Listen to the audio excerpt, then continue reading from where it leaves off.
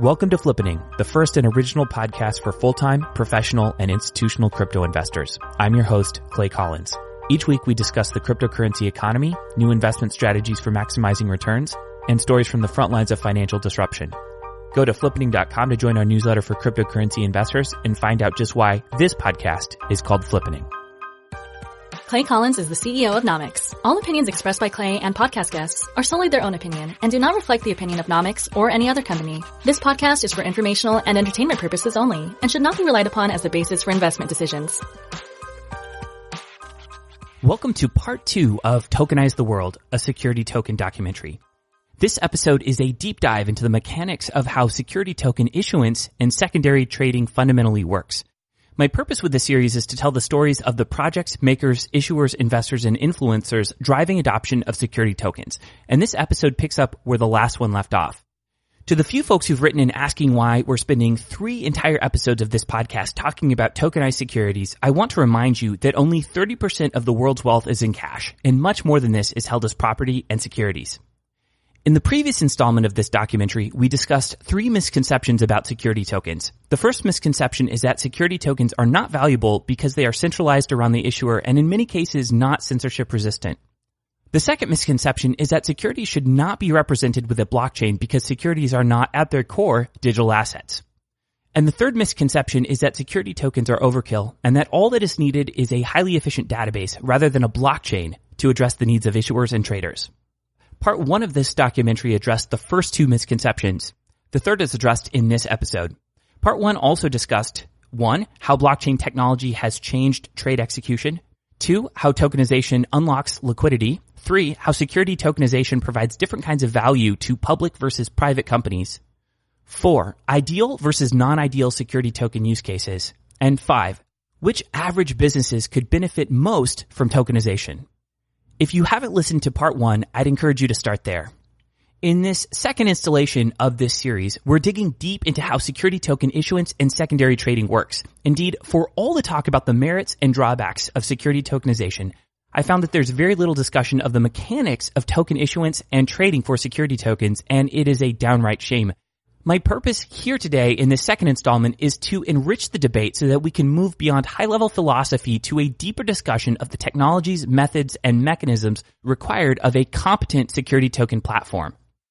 I am especially happy to tell you that this episode of Tokenize the World is made possible by our sponsor, Blocktrade.com. Blocktrade.com will be the first fully licensed security token exchange in Europe focused on listing crypto assets, security tokens, and other tokenized financial instruments. By being fully MiFID II compliant, they will enable crypto trading to institutional traders while unlocking huge amounts of liquidity with their primary market partners. If you're someone who's following the security token space, they have quite a few huge announcements coming in the next few weeks, including their public beta launch. Be sure to go to blocktrade.com, hit the red subscribe button at the top, and get on their announcement newsletter. And just to go off script here, I had a chance to speak with their CEO, Luca Gubbo, and came away really impressed. That guy has a deep experience in the space, and they're building something that I find to be pretty impressive. For example, their backend is set up to process more than 1 million trades per second, which is going to be pretty important for the institutional investors who they're targeting. I do think this is a company that you should keep your eye on, and I'm proud to have them as a sponsor. So thanks to Blocktrade for stepping in and stepping up and making today's show possible. Okay, now let's kick off part 2 of Tokenize the World, a documentary about tokenized securities.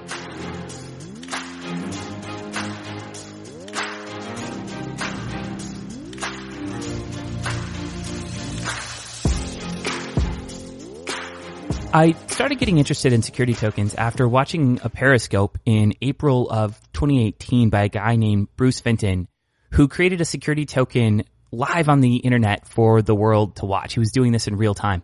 He was actually tokenizing ownership of his company, Atlantic Financial, and he did it in about 10 minutes using a web browser, a piece of paper, and $10. Bruce's stated purpose in creating this video was to show that a legal, real, compliant security could be tokenized on a blockchain. And in my view, I think Bruce proved his point. Bruce's video is actually a pretty great place to start things off. Here's a highly edited version of Bruce's live Periscope demo. Thanks to Bruce for giving me permission to use this. I'm going to create a security using what's called the counterparty protocol, which is a protocol that runs using the Bitcoin network. The reason I'm using that is because Bitcoin is a very secure chain. All that the purpose of today's broadcast is to do is to show that, yes, it is possible to tokenize a security. All this covers is, can you tokenize a security? And the answer is yes, and I'm going to do it right now and show it beyond any doubt, hopefully. Securities are and companies and shares are a creation of humans. They're a creation of law. They only exist in the real world. There isn't any way to digitize them. So people know that, which is this much knowledge, and then their learning stops. You're not putting a security on a blockchain. What you're doing is changing the way that a security is recognized. So first, the thing is to recognize shares are a thing, okay? They're a thing. They're always going to be centralized. I've never heard of any way to completely decentralize the existence of corporations itself. If you have Disney, that's a corporation. It's going to have an office. It's going to be centralized. Apple is centralized. Google is centralized. Their shares are centralized. You're already trusting that issuer to follow the hundreds of years of law that we have governing corporations and how these things work. So the security we're going to use for this example is my own company, Atlantic Financial. I own 100% of the stock. It's an 18-year-old company. It's incorporated in Delaware. It's a real company. It has real revenue. It owns stuff. That doesn't really matter. What matters is that it's a company and that I own all the shares and I have the authorization to do this. But I'm going to do it in a super, super simple way to show you how it can be done. And just to show you how simple, I wrote it right here. It's me. So if you're watching this video, you'd see Bruce holding up a piece of yellow-lined notebook paper with his handwriting on it. It looks like he hastily scrawled some notes on a piece of notebook paper that he just had lying around his office. I, Bruce Fenton, designate all shares of Atlantic Financial, Inc. to be represented by tokens trading on the counterparty protocol. Me again, it's important to note that he's written the name of the counterparty token that represents shares in his company on his hand-scratched contract. Essentially, the contract is saying that if you hold a counterparty token with a name listed on the contract, then you hold a token that represents ownership in Bruce's company, Atlantic Financial.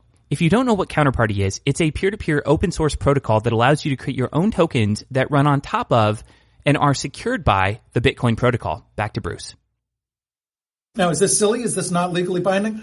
You bet it's legally binding. It's silly and simple, but if I wrote on here, I'm selling my tractor to Phil for $500 and I didn't give him my tractor, Phil can bring me to court. If I say that I'm selling my car for $100,000, then this is binding. Once you have shares, this kind of document designating the shares as something is legal. You better believe that if Bill Gates met you and loved your business plan and didn't happen to have any staff with him or something like that and grabbed a little note and said, I, Bill Gates, promise to give you 10,000 shares of Microsoft if you present X Bitcoin address, and he wrote it, you better believe that that's legal. That is legally binding. So as a company, as a stock issuer, securities issuer, you're centralized anyway. Bitcoin purists may say, oh my gosh, he just admitted he's centralized. Well, yeah, that's what companies are. Disney's centralized, Apple's centralized. I can issue 1 million new shares if I want. I can dilute you. I can do every other thing. And that's not a failure of blockchain, and it's not a failure of this governance or anything else. That's just the reality of the world. Issuers are centralized. I'm a securities issuer. I'm centralized. So let's transition now to the part where he created the token with counterparty. It's really fast and simple. The process could even be said to be unremarkable from an operational perspective. So basically this is what counterparty looks like. I've put an address in there. You can put an address and you can say, create a token. It has the token name, and you can say what you want the description to be, how many you want. I could say I want 1,000. I want to call it the AF token for Atlantic Financial, and I'm going to say create token. Okay? That's it. If I go ahead and cut and paste this token number, I'm going to say A1514823984335338000. So if you were to be watching the video that I'm referring you to, you'd see Bruce write the name of the Atlantic Financial token on his contract, which essentially says that if you possess an Atlantic Financial token on the counterparty protocol, then you possess a share of Bruce's company. So I wrote it on the paper. Again, you would want to do that a little bit more carefully. This is a truly legal document. And again, this, believe me, as something as simple as this has been held up in court many, many, many times.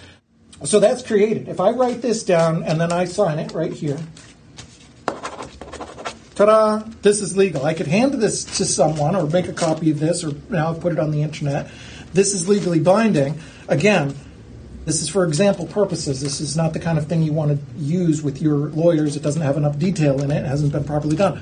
But this, believe me, if you gave me $500,000 and says, Bruce, I'm taking your word for it. I'm taking this piece of paper, and you gave me $500,000 and I gave you some percentage of the business, I think you'd have a pretty good case. It would be a weird case because they'd say that's a pretty bizarre document, but especially with the video as evidence, I mean, it's very clear that I have intended to have this.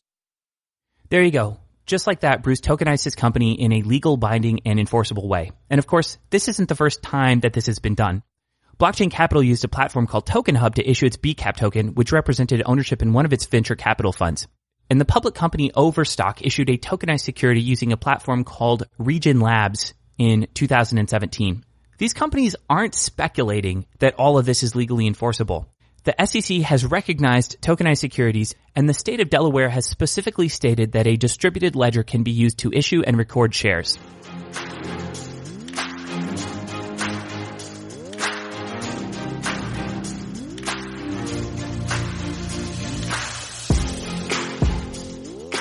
Now that we've seen perhaps the most basic example of security tokenization possible, let's transition to a high-level overview of how security token platforms actually work. Are you ready? Here goes. At a very high level, security token platforms and protocols pretty much work the same way. Essentially, these systems let companies, aka issuers, issue security tokens that represent ownership claims in companies. These issuers are allowed to create and curate whitelists of wallet addresses, usually Ethereum wallet addresses, of investors that are allowed to buy ownership stakes in the company. This is how compliance is enforced, because when these wallet address whitelists are properly set up, compliance is enforced because the issuer only admits qualified investors to the whitelist. So if someone isn't permitted to purchase shares in a given company because of compliance issues with applicable laws, they are not allowed to hold a security token for that company. It's important to point out here that issuers can also outsource curation of one or more whitelists to trusted third parties like AML KYC providers, accredited investor checking services, and exchanges that might only admit accredited investors to the platform. These whitelists of investors qualified to purchase security tokens from a given company comprise a liquidity pool of sorts. This liquidity pool is essentially a network that can execute secondary trades of that stock with each other. What this really means is that everyone on the whitelist can trade with each other. And that's where the real power lies. It's unlocking liquidity for secondary trading.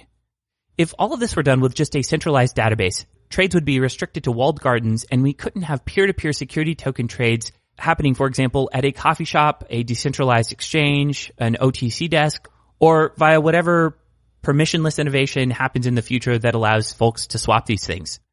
But because security tokens are built with and on top of open source protocols like Ethereum, anyone is allowed to innovate at the exchange layer because token level restrictions are prohibiting non-authorized investors to receive or buy shares of a company. So the main players in the security token ecosystem are 1, security token issuers, aka companies issuing stock in their company. 2, folks who are on whitelists of crypto wallet addresses that are allowed to receive security tokens, so people who are cleared to buy and trade these tokens. 3, trusted third-party whitelist curation services, so AML, KYC providers, accredited investor checking services, etc.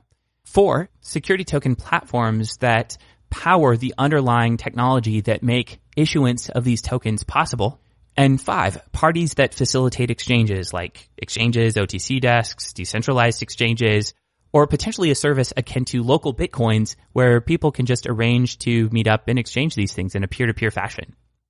There are, of course, other players as well. For example, lawyers help issuers decide who can legally purchase the stock and create disclosure docs, file with the correct entities, all that stuff.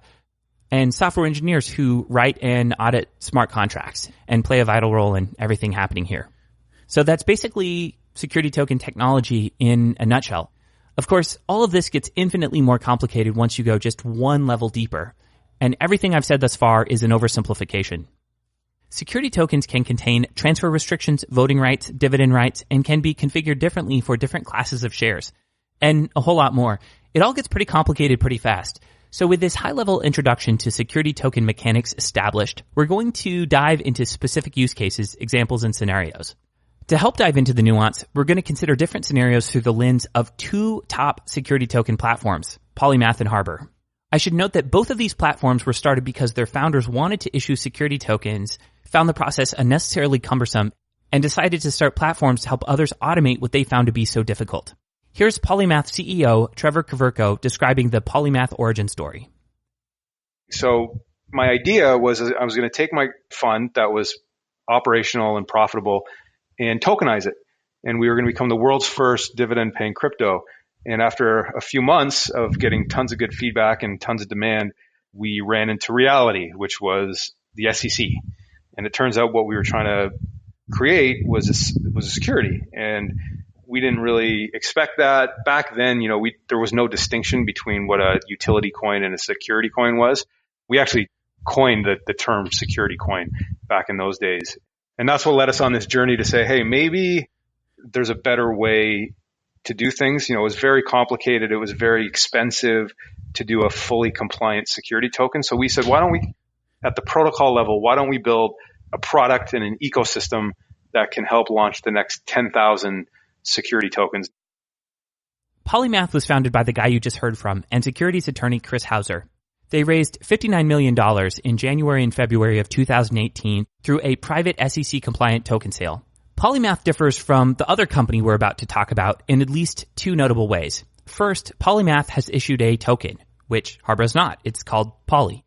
Second, the Polymath organization is not required for the underlying protocol to operate. Harbor, on the other hand, is designed to fail closed. So if Harbor ever goes away, the issuer would have to reissue tokens with a new provider, which might take some legwork, but in many cases wouldn't be an overly cumbersome thing to do. Harbor, which we're going to dive into in a bit, has a similar story to Polymath's and was incubated at Craft Ventures. As the story goes, David Sachs was interested in tokenizing Craft Ventures and realized that there was no compliant way to do this, and that gave him the realization that a business opportunity existed here. It's worth noting that the guy I just mentioned, David Sachs, is Harbor's most famous founder. David was a co-founder and COO of PayPal, so one of the members of the PayPal mafia along with Peter Thiel, Elon Musk, and Reid Hoffman. His other two co-founders are the former VP of Engineering and VP of Product at Zenefits, where David was once CEO and which was at one time the fastest growing SaaS company of all time. Neither Harbor nor Polymath have handled initial issuance for a company just yet, but both have plans to do so this summer. With both of these platforms, the big concept here is really the whitelist. Here's what I mean. There's just no way that a security token protocol can have the rules of 100 plus jurisdictions baked into it. But the vast majority of regulations can be complied with by restricting who can own a security token, such as accredited investors, U.S. citizens only, qualified purchasers, etc. Whitelist curation also allows you to restrict how many total investors can own a stock. And this is important because some laws and exemptions require a minimum or maximum number of shareholders to qualify for a given status. So both the number of shareholders and the type of shareholders, such as accredited investors only, can be controlled via the curation, maintenance, and grooming of these whitelists of addresses and wallets that are allowed to receive security tokens. Here's Chris Hauser, COO of Polymath, talking about the role of whitelists on their platform. The way our platform works is it creates a whitelist on Ethereum. And so the issuer defines a set of criteria that an investor needs to have to be able to hold their particular token. So let's assume to have a token, someone needs to be an accredited American investor. They would go through the process to demonstrate that they are American and that they are accredited, and their Ether address would be added to a whitelist. Now, people on that particular whitelist are able to trade amongst each other. And how they do that, it's up to them. If your friend or your neighbor John is also on the whitelist, he's gone through the process, you can transfer to his Ether address and then he can pay you. You can go over to your house with a bag of cash, or you can mow your lawn, whatever your deal with that particular investor was, you can trade those tokens. It requires that everyone be on the whitelist. Whereas right now, in most blockchains, any two addresses can transfer between each other, but our standard is really creating restrictions so only a specific set of people is able to hold that token. Because of the need for, KYC, AML compliance to be either a qualified purchaser or an accredited investor, you couldn't just sit in a coffee shop with two computers. that aren't connected to the internet and trade these tokens, there is some dialing of home or dialing into different systems to verify things. Could you walk us through just sort of step by step who is calling who and what connections are being made to execute a trade? And I realize that this is different in different jurisdictions and that there's sort of different pools of, whitelists and stuff like that. But, just to make it super specific, let's say it's an accredited investor swapping securities with another accredited investor on T0.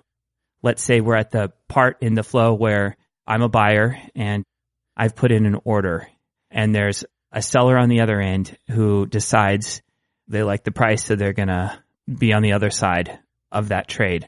What happens next?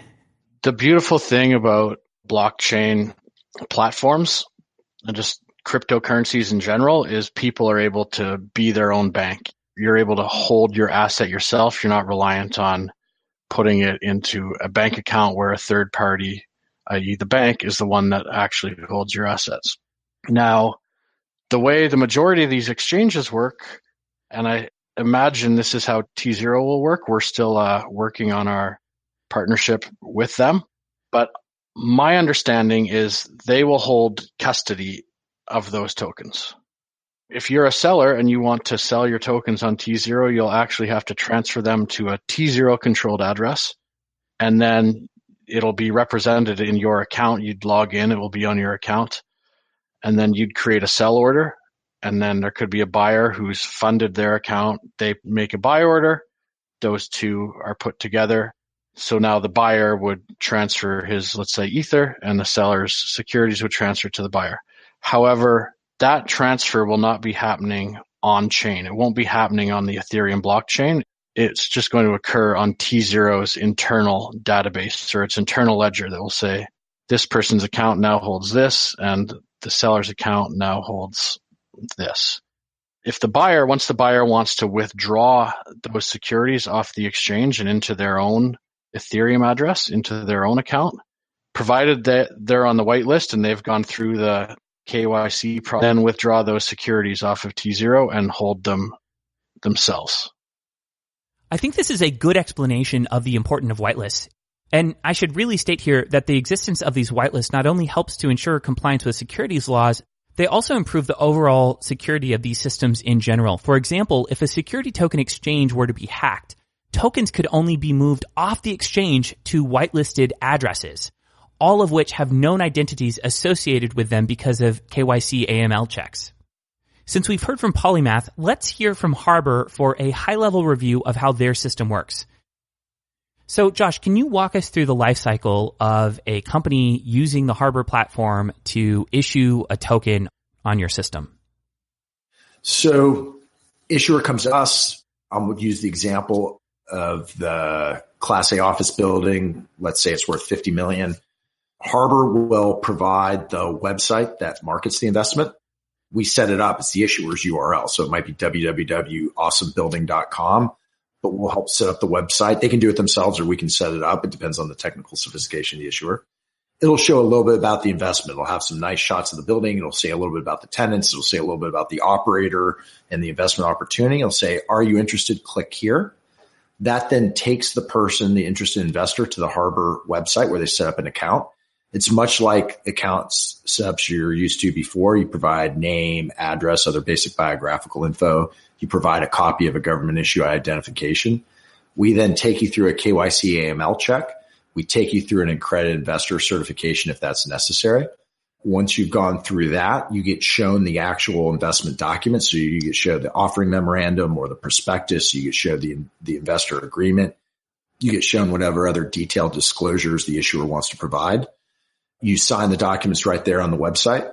You then get put through a purchase order flow. So if you're raising $50 million and you're a private REIT with a maximum of 2,000 shareholders, then that's an increment of $25,000 of investment. So you want 4 shares or 4 tokens at $25,000 each. It's $100,000. You can wire in funds to the issuer's bank account, dollars, or you can pay in Bitcoin or Ether if the issuer wants to accept that. Or if you want to pay in cryptocurrency, And the issuer wants fiat. There's a service whereby you can send Bitcoin or Ether. You get a spot price that's good for a limited amount of time. And then you send in the Bitcoin or Ether at the spot price and it gets converted on the back end into dollars for the issuer. Once you've made the investment, then Harbor goes through an audit process where we use an outside firm to go in and audit all the records and to tie everything together to make sure it all lines up. Once the audit process is done, you formally close the fund. You issue notices to the investors that their investment has been accepted. We then create the security tokens. We then re-audit that code. We audit the code generically that we've developed, but then once we've actually dripped the tokens, we re-audit it. The tokens get dripped into a wallet with a qualified custodian that gets set up for the investor. And then there's an education campaign just letting the investors know, here's where your documents are housed, here's where you get more information from the issuer, here are the venues that are licensed to trade, and here's when liquidity is possible under the rules that your issuer set for your security. And then once that time, that holding period is passed, whether it's 90 days or a year or whatever is set up, then at that time they can trade in any compliantly licensed venue that the issuer has approved. Got it. It really sounds like you do a lot for issuers, essentially holding their hand through the whole process. And I think at its core, one of the main differences between you and other companies more focused on maintaining open source protocols is that you've seamlessly coupled your services around the initial issuance with a protocol for secondary trading post-issuance. Let's talk about what Harbor does after the initial issuance of a token when owners of security tokens, which were supplied by your platform, want to trade with each other and engage in secondary trading. How does Harbor address that? Harbor's a platform for the initial issuance. In terms of secondary trading, we're not making markets. We're not operating exchanges. That is an industry and expertise all of its own that has very different requirements across different asset classes, different types of securities, and different jurisdictions around the world. And there's a lot of really smart people attacking that problem. There's people like Open Finance. There's people like Templum. There's people developing the 0x protocol. There's AirSwap. There's all these folks who have different takes on it, are providing different sets of services and technology. So we don't see that as our role. We are a component of the later secondary liquidity, which is that compliance cog or that compliance layer that allows this token to trade wherever it is around the world, whether it's peer-to-peer or on an exchange. Harbor allows that to happen so that you're not limited to only one venue. Because if you put the controls in at the venue level, at the exchange level, then you can't allow that token to trade peer-to-peer and you can't allow it to trade anywhere else, because then again, you would lose control of your cap table. You wouldn't be able to enforce these rules. I can definitely see the advantages of being able to work with all these other trading platforms, right? You don't want to restrict it in any way. And perhaps that's maybe the best case for not including an order book at the security token level. I think it's time to transition here. After diving into the essentials of how these systems work, let's talk about secondary trading and how security tokens powered by Harbor and Polymath trade hands after initial issuance. A lot of people report buying their first Bitcoin over eBay or Craigslist. So let's discuss secondary peer-to-peer trades. For example, where person A might just meet with person B and together decide that they want to trade tokens without any intermediary facilitating the process. My first question about this topic is directed to Chris at Polymath. Where will people be able to exchange? Does a security token only exchange have to be used? Or can people swap peer-to-peer like over Craigslist? How does the execution of trades take place once holders, have the tokens and decide they want to trade them? I really think liquidity is king, and that's what investors want. They want to know if they buy something that they're going to be able to trade it at some point. Right now with private placements and exempt offerings, there's generally long hold periods and there's no exit for 5 to 10 years. And I think what the blockchain space brings is more liquidity to these types of offerings. And so that's really what we're trying to focus on and work with. So we've partnered with T0. They're an ATS. Hey, it's me cutting in here from the editor's booth. So ATS stands for Alternative Trading System. An ATS is a non-exchange trading venue that matches buyers and sellers to find counterparties for transactions. alternative trading systems are typically regulated as broker-dealers rather than as exchanges, and for all intents and purposes might be interacted with like an exchange from the end user or trader's perspective. And we'd like to have tokens that are created by Polymath to be able to go on T0 to be exchanged there. And they'll have an order book and they'll have mechanisms to put buyers and sellers together. We've heard from Polymath's COO, Chris Hauser, about the topic. Let's talk to Polymath's CEO, Trevor Kaverko, about peer-to-peer trading as well. So getting back to the example of how you got started in the Bitcoin space, buying your first Bitcoin over eBay, theoretically, it sounds like you're saying it would be possible for that transaction to happen with a Polymath token as well, provided that you were an accredited investor, were otherwise whitelisted by the issuer. You could actually take part in a peer-to-peer transaction with a Polymath token that's facilitated through whatever means. Is that correct? Yeah, I never thought of that, but that's the beauty of when I said earlier, programmable ownership. That's what it means. And that's why regulators love it too, because it's more secure, it's more transparent, it's more immutable than the current way things are done. A lot of the legacy infrastructure was built in 1980. It's astounding even today that underpin Wall Street. But yeah, that's the whole point, is that there's this master whitelist that lives in the cloud that's secure and private and transparent, ironically, at the same time. But yeah, that's the whole point, is that we could do it at a very granular tradable level, that I could trade my coin for something else. And the regulators we've talked to are cool with it, because that's what they care about, is making sure only authorized accredited investors are trading with each other. It's kind of like a secondary trade. It's like, I have shares of Uber, I'll trade you for your shares of Airbnb. And that's perfectly okay.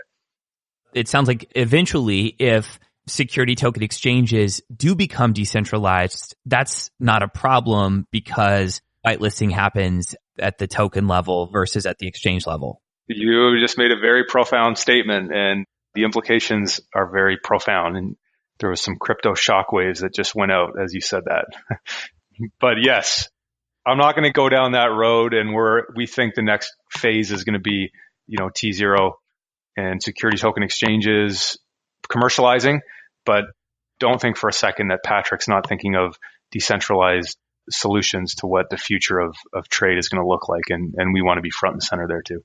Sure, just OTC desks or like the local Bitcoins for securities exchange. I mean, there's so many different ways this could go down. We've just heard Polymath's take on this topic. Let's also hear what Harbor's CEO, Joshua Stein, had to say about the topic when I asked him about peer-to-peer trading. Josh, can an owner of a security token powered by Harbor meet someone who's approved to buy those tokens because they're on the whitelist, for example? Can they meet with someone at a coffee shop and exchange that token?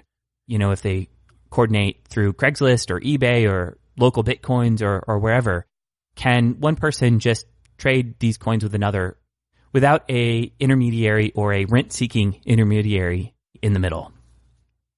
Yes. So what you would think of as over-the-counter trades, or technology think of as peer-to-peer trades, Harbor's controls still work. So you can think of Harbor as essentially a trade compliance oracle in the Ethereum ecosystem, so that token that has a little bit of a smart contract in it that pings the Oracle Harbor. Every time that token goes to change wallet addresses, it pings Harbor, and Harbor checks the who, what, and where of the transaction to make sure it's compliant. It checks who the buyer and seller are. It checks what the trade is, and it checks where it's occurring to make sure that all of those match. If all of those are compliant, no one knows Harbor was ever involved and the trade goes through. If it's not, the trade throws an error and it never happens. So the Harbor Oracle, which is the referee on a trade here, it doesn't have embedded within it securities laws, right? Is it the case that the issuer decides what the rules are and then the Harbor Oracle makes calls based on those rules? Correct. So think of Harbor as a platform plus a protocol. So we onboard issuers, we onboard the investors. So we can always correlate a real world identity with the wallet address or blockchain identity.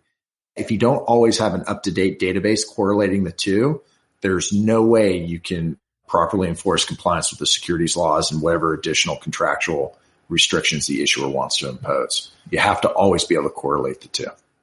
Let's talk about the role of identity and where identity sits within this protocol stack or this tech stack. Where does identity live in the system? And are you using Civic? Are you using KYC AML providers? So we think of it just in terms of the categories you have in the real world today. You have to go through a KYC AML check. For certain types of investments, you have to go through a credit investor check. You have to go through an OFAC check and other sanctions lists. So those are the checks that you have to do so that you can be vetted that you're allowed to transact in these securities. Is identity then associated with a wallet address? And like, can you have, I know this is really technical. Is it the case that there's like multiple wallet addresses that can be associated with a single identity? The receiver of these security tokens is like a 1-to-1 ratio between identities and wallet addresses, or is there something else going on? Users can have multiple wallet addresses. They just simply have to register it with Harbor. So that way we can correlate the blockchain identity with the real world identity. Our expectation is lots of folks will have multiple wallet addresses. Now that we've spoken about how secondary trading might happen in a peer-to-peer fashion, let's transition to discussing how secondary trades might happen on security token exchanges. Again, here's Harbor CEO Josh Stein. How does Harbor interact with exchanges, and how do you think about security token exchanges and the necessity of them? So the way Harbor works is by whitelisting the exchange wallet address. We're big fans of decentralized exchanges, so the 0x protocol, AirSwap, some of the others that are springing up. We think it's a great model where you don't have an intermediary custodying funds and custodying securities. But there are lots of other models that work very well too. And you can think of folks with that sort of hybrid models where the order book is off chain, but then they're settling trades on chain, or they're essentially electronically facilitating an OTC market. From our point of view, what works best is where the trades are settled on the main chain, on the main Ethereum blockchain, because then that's what triggers the Harbor protocol. I think the one place where we have a little bit of difficulty is where it's a centralized exchange that does not timely settle trades back to the main chain. That's a difficulty because then you can't see the trades that are happening. You don't know the actual ownership of the securities. I agree with your affinity for decentralized exchanges. I think they make a lot more sense for security tokens than they do for perhaps other types of tokens. And I certainly would want to like actually possess my securities versus having them in an exchange, which could be hacked, and who knows what recourse I'd have if those tokens were stolen. So we should talk about that. So let's talk about the security aspects, because I actually take the view of the opposite of that. So security tokens actually have a far lower risk of theft because the token itself is not the security. On a technical level, the token is an electronic representation of an uncertificated interest.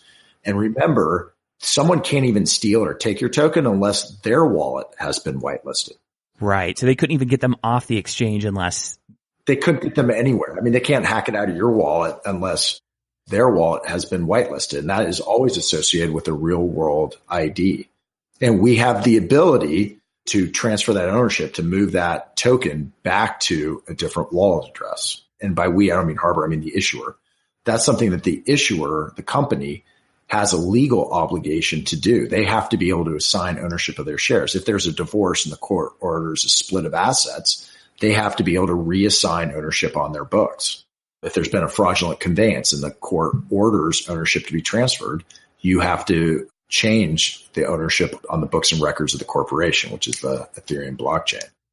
Unlike cryptocurrencies, where once it's gone, it's very different in a security token world because you always know the real world identity and you always have the technological ability to transfer this signifier of ownership.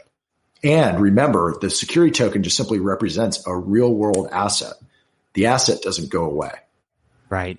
It's an ownership claim, but not the actual ownership. That's correct. So it's very different than with a cryptocurrency where the asset itself is gone and the asset itself is a bearer instrument that is not tied to a real world identity, is not being tracked and controlled. Security tokens are very different. Hey, this is me again, your host. And I think a really important aspect of this, which Josh touched upon, is what happens when a user goes to withdraw security tokens from a exchange. We learned a little bit about how Harbor addresses this. Let's hear from Chris Hauser at Polymath about how their platform addresses on-chain activity and withdrawal from exchanges. What happens if you don't have a shared whitelist with an exchange in that circumstance? Help me understand the withdrawal aspect. That's a really good question. For Polymath and for the issuers, the way we see it working is the issuer will actually be able to create multiple whitelists. So let's say they create their security token and they create 3 whitelists. Now at the onset, the issuer would control all 3 of those whitelists, and provided an Ethereum address is on any one of those lists, it will be eligible to hold that security. And so the issuer will control those 3 lists, and then let's say 6 months in, they decide, oh, T0 is interesting. We'd love to have the added liquidity by putting it on that exchange.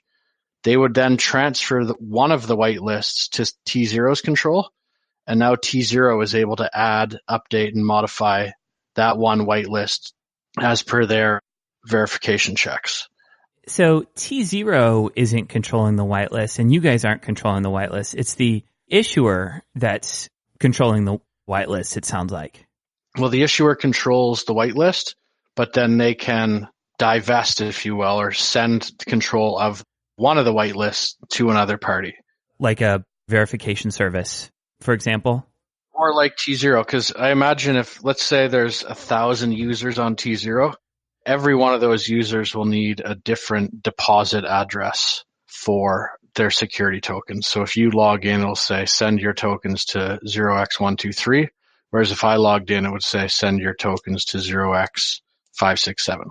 They need to have the ability to update that whitelist to manage multiple different addresses. And it would be a big delay if that particular exchange, be it T0 or another exchange, then had to go back to the issuer and say, can you add this address so we can get another deposit? So that's why we see having multiple whitelists as a solution to that problem. So in this case, the issuer would outsource curation of one of the whitelists to T0, who could effectively say, we have verified this person and we're going to add them to the list. And provided that the issuer trusts T0 to do that, then those people on the whitelist could be receivers of tokens. By putting this control in the hands of issuers, that's how you guys get out of the business of managing or automating compliance in a gajillion different jurisdictions. Right, exactly. It's the issuers that have control, and they can then outsource to trusted third parties. And the way I see it is if, let's say they've outsourced it to a party, and then the regulators say, hey, wait a sec, only accredited people can have it, and Joe, the newspaper boy, happens to own this token. We've discovered that he has it. How did he come to be in possession of this security that's only open to accredited people? And then you could look through the whitelist and say, oh, he was added by company X's whitelist procedure. And I'd say the regulators would then go ask company X and wonder why they sold or added this particular person who's not accredited to the whitelist. And so the issuer would make its best efforts. It would have a defensible argument that, yes, we only add people who go through proper verification processes, and we did due diligence on company X. And I'm not sure what happened, but for some reason they added this non-accredited person. And I think that would be a defensible argument to stay compliant. So exchanges, OTC desks, etc. have to whitelist addresses. But in order to move your money off of these exchanges, you need to be on a verified address. But tokens on these exchanges can only be withdrawn to other security token addresses that are on the whitelist for that company. That doesn't stop someone from buying and selling securities on exchanges if they aren't qualified to own the token, but that's where outsourcing of whitelists comes in. Centralized exchanges like blocktrade.com, T0, Open Finance, etc. have to run their own KYC AML checks, and the issuer needs to trust them. As Chris points out, if someone who shouldn't own a token ends up owning it, the issuers can show in a court of law that they had the right checks in place and attempted to enforce compliance with the law. Another interesting topic, which I believe needs more attention, is how the nature of trust is different and the same with tokenized securities, cryptocurrencies, and traditional private securities. I'm about to pose a question about this topic to Josh from Harbor. So Josh, how is trust different versus the same when it comes to security tokens versus traditional private securities and cryptocurrencies? How does trust differ among these systems? So compared to a traditional private security, one aspect of trust doesn't change at all just because you've tokenized security. And that's the investment itself. You're still handing over funds that a third-party agent is administering, and you have to trust that it's a good investment. If you have a bad investment and you tokenize it, you now have a more liquid bad investment. So your need for due diligence and the level of trust you have to have in the people managing the money is the same regardless of whether you use the blockchain or not. What becomes incrementally better, and this goes back to the administrative efficiency we were talking about, is the evidence of your ownership you can have more trust in. So, there's a real problem today. Every private company I've known, their cap table is always messed up in some way. It is amazingly hard to keep track of your cap table, no matter how much money you spend on high-priced law firms to track it for you. And there's an infamous case of Dole Foods from 2017, I believe. Dole they thought they had 34 million shares outstanding. Investors thought they had 46 million shares outstanding. So that was a rude shock. And when there was litigation, the court kind of threw up its hands and said, well, it's up to the broker dealers that held the accounts with the transfer agent to go figure it out. And it was this classic problem that blockchain is designed to solve of no single source of truth, not having one ledger that records ownership. Using crypto or blockchain doesn't change the trust I need to have in the person managing the money or the investment. It gives me more confidence in my ownership. At least I know I can see my ownership on the blockchain. I know it's not being double counted and there's not phantom shares out there. But then what becomes really transformative, and this is the secondary liquidity, is the fact that I can trade 24/7, 365 around the globe with near instantaneous settlement and no counterparty risk. That is what is truly transformative about using the blockchain with private securities.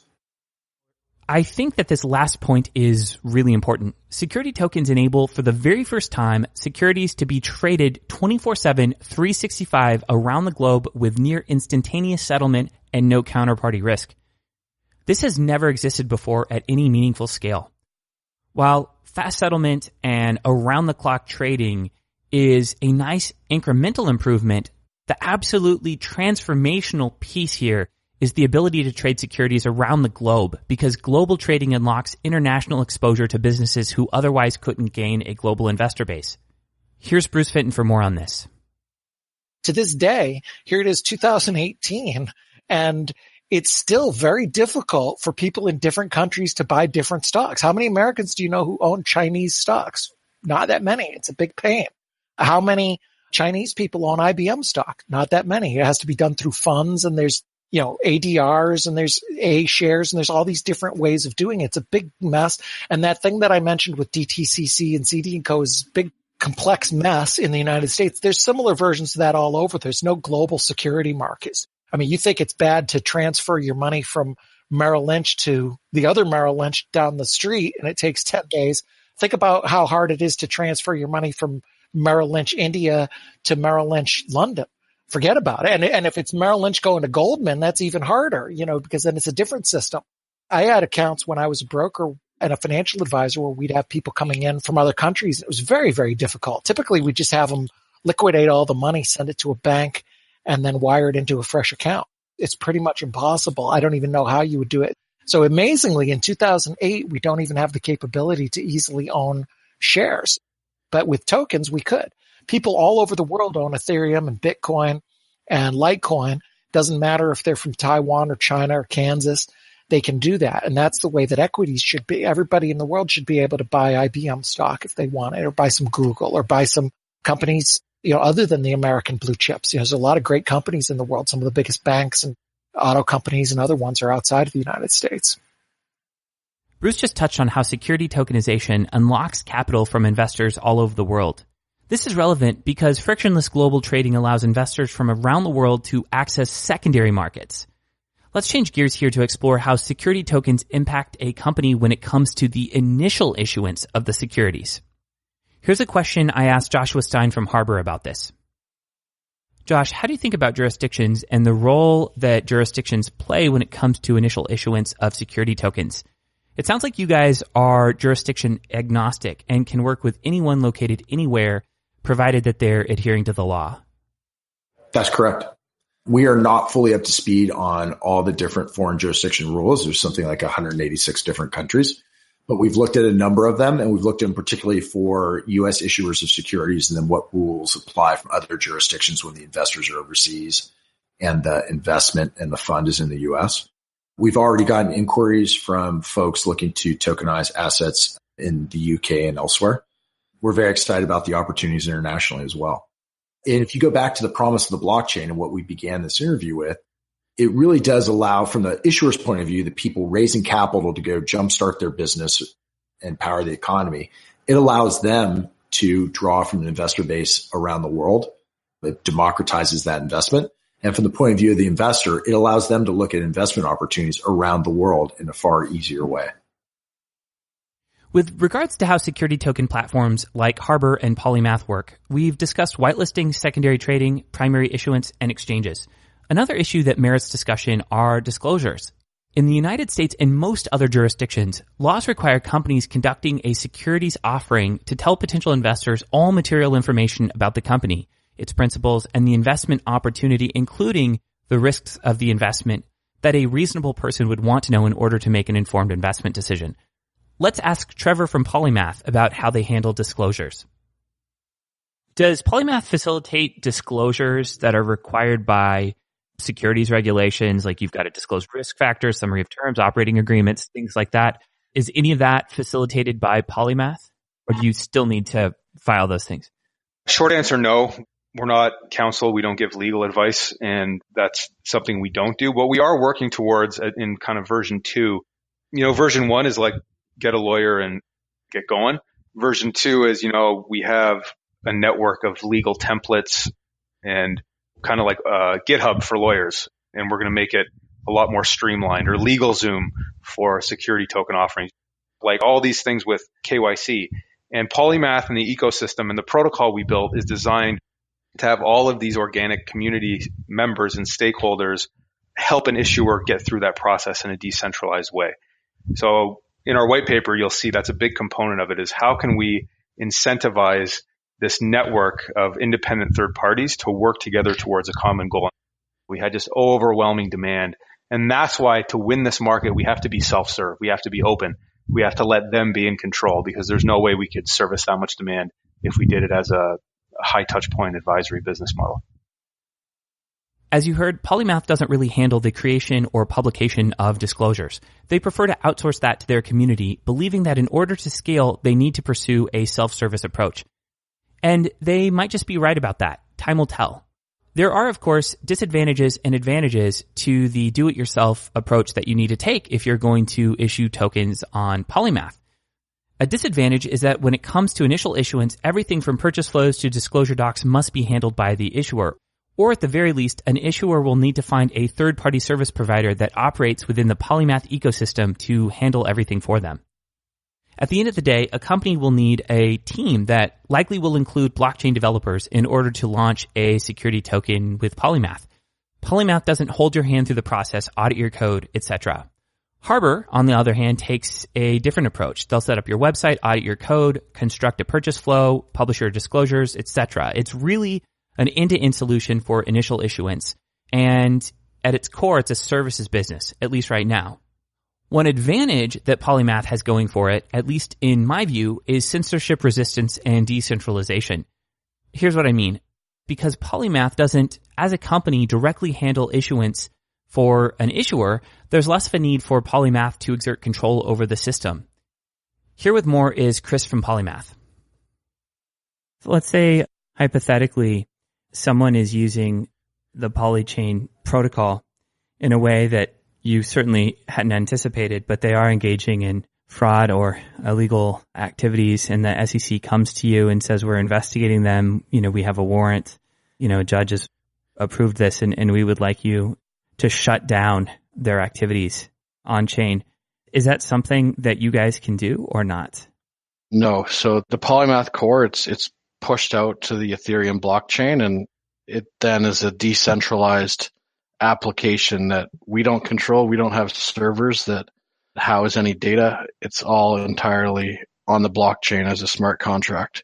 If the SEC wanted to shut something down, they'd effectively have to try to shut down the whole Ethereum blockchain.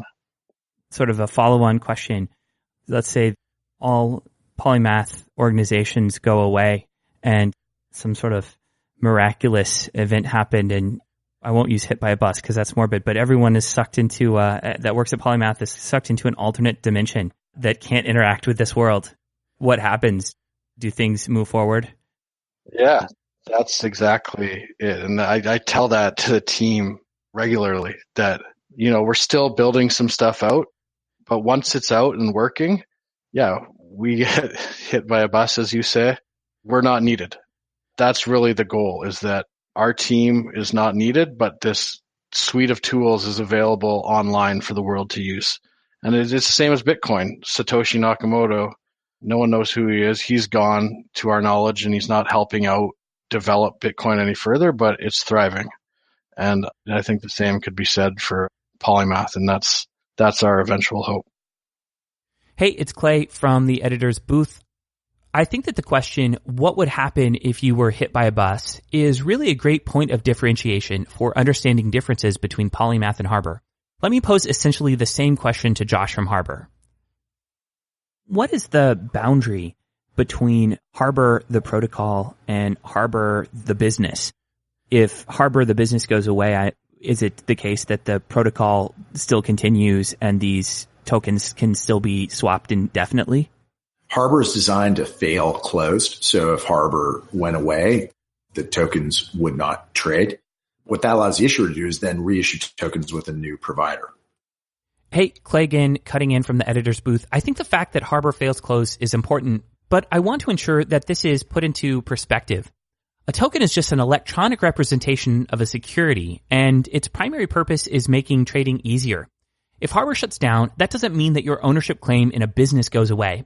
It does, however, mean that you have to trust the issuer to do the right thing when it comes to suspending trading, reissuing tokens, moving tokens to a new blockchain when that represents an advantage, and otherwise acting in the best interest of shareholders. And if an investor doesn't trust a company to act ethically in the best interest of shareholders, then what they do with their tokens should be the least of an investor's worries. I think it's actually the issuers contractually need to have the right to suspend trading at times because they may want to move to a different provider. They may want to move to a different blockchain. Suppose we made a big bet on Ethereum because it's got the best developer community, but it may be for certain types of securities, or it may be due to developments down the road. You'd be better off on a different blockchain. You could just simply suspend trading. Harbor has the technology to freeze trading across an entire security issuance. You would freeze the trading, and then you would just reissue tokens to people on that new blockchain technology. Because remember, the real world asset hasn't gone away. That company, that piece of real estate is still there. The token is just an electronic representation of the security that makes it easier to trade. And so you can just, it's like an email. You can send a new email very easily. So whereas Polymath is more of a DIY option, it's also meant to be a censorship-resistant open and open source protocol that can survive the death of its parent company. The crypto purist in me really likes this aspect of Polymath, while the pragmatist in me likes that I could just go to one company like Harbor and have them handle almost everything for me. So these platforms have their pros and cons. Let's learn a little bit more about the business behind the protocols, starting with Chris from Polymath and the conversation I had with him. Just kind of the inner workings of the organization. Where is Polymath domiciled? How does Polymath make money? Have you disclosed how much you raised during your ICO? Just at an operational level, how does the organization work and operate, and how is it legally classified and all that stuff? I should say we have a few companies, but Polymath Inc. is a Barbados company. It's the company that is creating the core protocol for people to work with on the Ethereum blockchain. It's where the IP is housed. It's where the Poly token is used to access the features and the suite of tools for Polymath. So we have developers in Barbados. We have some foreign developers as well in Buenos Aires, London, England, and around the world that are working on that core protocol, as well as the community. We've had a few members just submit improvement protocols or procedures to the platform, and people want to help out. And that's what's great about the blockchain space, is that it creates this community of individuals that want to really push together to help the space grow. That's our Barbados company. That's where we did a sale for this Polymath token back in the fall of 2017. We filed an exempt offering with the SEC. And then we have a separate company that's in Canada. And this company is an advisory company. It helps these issuers with additional development or custom development for their Polymath token offerings. And they don't even necessarily have to be Polymath offerings. If they want to do something not related to the platform, that's okay too. It's essentially an advisory shop for blockchain offerings. Like a services business. Exactly. How much did you raise during the ICO? So we didn't do an ICO. We did a private sale to our group of friends. Both Trevor and myself have been in the blockchain space, him since 2012. He always praises that he bought a Bitcoin for $20. Myself since 2013. So we did a private offering to accredited people in the space and raised $58 or $59 million. I must be confused. I could have sworn I saw ads. Were those for a token offering or was that for something else? That was post offering. Oh, okay. Got it. That was just to promote our platform and to promote our website and grow our community. The ad went up actually on Christmas Eve on the 24th of December, which was post offering. Okay, now let's turn to Harbor's CEO and learn a bit about their business and business model. How does Harbor make money? I understand that you guys have not issued a token, which is the primary business model in this space. How are you guys set up? Are you a services business? Yes. My joke is we make money the old-fashioned way. We earn it. We make money through direct charges. So we charge as a technology company. We're a technology provider. We charge for setting up and issuing the initial tokens and onboarding the initial investors. And then I think long-term, we're going to develop additional value-add services. So people have been asking about the ability to pay dividends. People have been asked about the ability to issue tax documents. People have asked about the ability for other cap table management tools.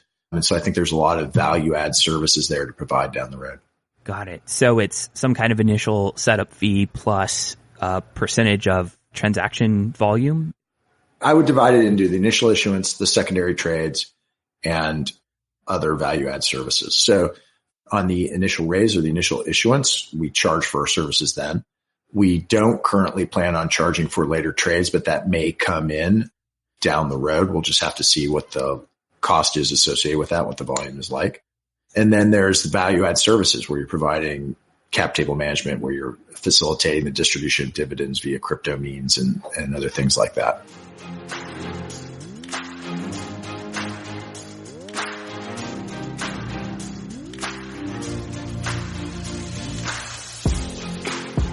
Well, it's time to wrap up the second part of our audio documentary on tokenized securities. My intention here was to consider how two different tokenized security platforms work in order to help you gain a broader understanding of the constituents, processes, and technical mechanics of a security token ecosystem and how they interact with each other. I chose Harbor and Polymath as a lens through which to view how these platforms generally work. And I don't want to in any way imply that these are the only two platforms out there. That would be far from the truth. Platforms like Securitize.io, Regen Labs, which did the T0 launch, and Token Hub, which did Blockchain Capital's token offering, have been up and running here for a bit.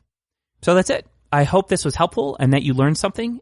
And of course, stay tuned for part 3 coming next week, where we squint as hard as we can and stare into the future to explore what happens when digitized securities make it faster, cheaper, and easier to unbundle and rebundle new financial instruments and derivative investments.